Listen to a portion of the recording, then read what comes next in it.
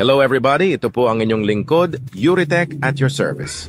Nag-open pa siya kagabi tapos ngayon na-drain lang. So anong gagawin lang natin? I-re-reshock lang ito? Oo. I-check ko muna kasi walang response talaga dito sa charger.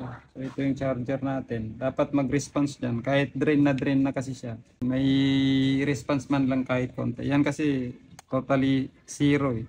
So ibig sabihin walang pumapasok na kuryente sa loob. Itong problema ng unit mo. Hindi siya nag-charge talaga. Walang pumapasok na kuryente dito sa battery. Yan, naka-charge na yan. Dapat may kuryente dito. 0-0 rin. Sira yung charging IC ng unit mo. So, hindi. Okay yung charging pin. Dapat may reading dito. Na 3.5 meron. Yan, 0-0. Kahit anong kon mo. Yung battery mo, okay rin kasi nagcha-charge dito. Ano ko yan?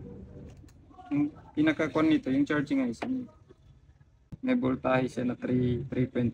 So, okay pa yung battery mo. Drain nga lang din yung battery mo kasi dahil dito hindi siya mag-charge kahit ilang oras mo ito i-charge. Hindi talaga siya magkakarga.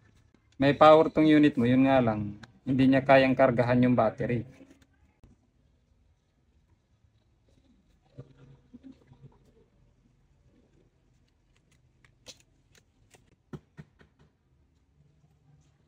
Yun talaga. Siyempre, dito nakukuha ng supply. Walang lobat ito, diretso na yan sa...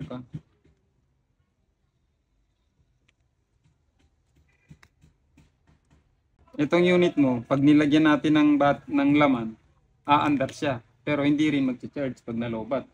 Magkano ba yung gano'n? Nasa 1,000 lang, kasama na yung lepo. Di ba? Nung nilagyan natin, nagkaroon.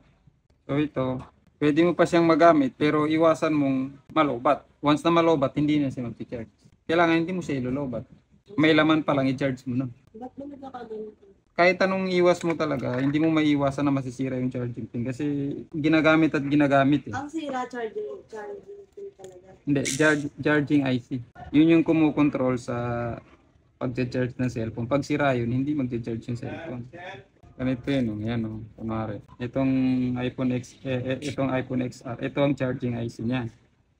So yan yung papalitan natin sa katulad nung sa'yo. Susugal ang technician dun eh.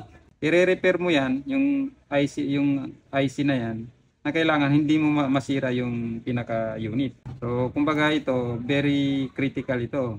Napakalaki ng chance, pag nagkamali ang technician, na disgrasya, patay abono yung technician. Hindi yan bubuka. Hindi. May lock yan, mga iPhone nakalock, hindi katulad ng Android na pandikit. Yun lang ang iiwasan mo dito, malobat. Once na malobat, yan, mag-charge na to ngayon. Kasi may laman na yung battery, di ba? Kanina 0. Ngayon mag-charge na siya. Yung charging IC yung pinaka-set. Babalik ko dito kung Oo, ikaw mo na. Sige.